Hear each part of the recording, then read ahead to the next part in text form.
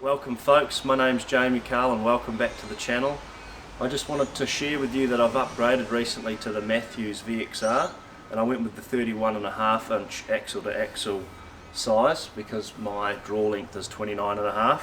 So the 31.5 has a draw length range of 26.5 to 31, so that's why it suits me. It's got a brace height of 6 inches. It's a lot more aggressive than my previous bow though. Weighs in at 4.6 pounds, so it's actually not that light. It's a bit heavier, and I guess that's because it's a longer riser, being a 31.5 inch axle to axle. The thing that's really noticeable about this bow is while it's heavier, it is more stable in its when I shoot with it, and I guess that's because Mathews has incorporated the target bow technology into this particular hunting bow. So they took that target riser technology and put it into this. It's super quiet. It's got these beautiful little dampeners in a few different places. I put this on. This is an aftermarket dampener, but the harmonic stabilizers help with that stability and that quietness. It's really silent to shoot, a lot more quiet than my Mathews Adrenaline bow.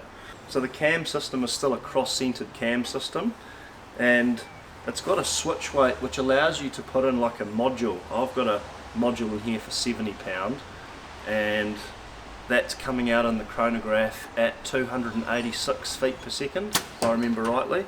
So that's nearly 35 feet per second faster than what my Mathews Adrenaline bow, the single cam, was shooting it out in the same poundage weight with the same arrows. So just goes to show this new technology is just far more efficient than the old technology. Nothing against the old technology, I thought that was great. So my drop away rest that I've got on this is a Mathews Quad or QAD drop away rest.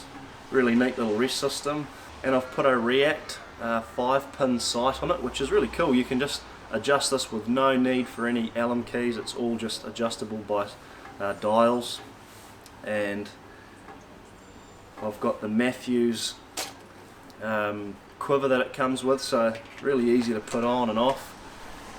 And I've put on the broadhead catcher, so if it comes loose it kind of gets caught up in this, saves you from having a safety incident while on the mountain.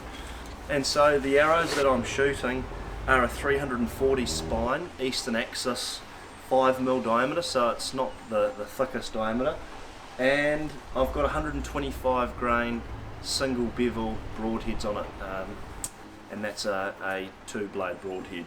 So the overall weight of the arrow is about 510 grains on a 29.5 inch length blank with 2-inch blazer vanes on.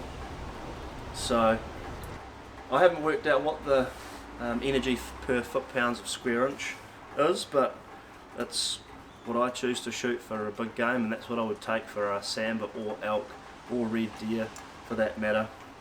And I may consider going into the big game,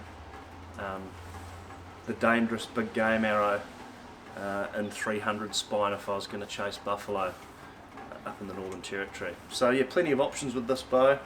Really enjoying it, and stay tuned for more to come. Thanks for subscribing and for following along. We'll see you next time.